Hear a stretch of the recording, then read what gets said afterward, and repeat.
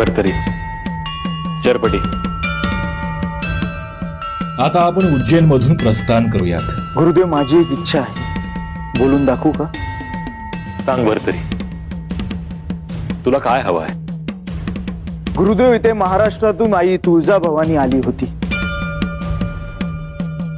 तिने तिचं स्थान उज्जैन नगरीमध्ये ग्रहण केलं. आपण तिचं दर्शन घेऊन मग इथून प्रस्थान केलं तर चालेल का?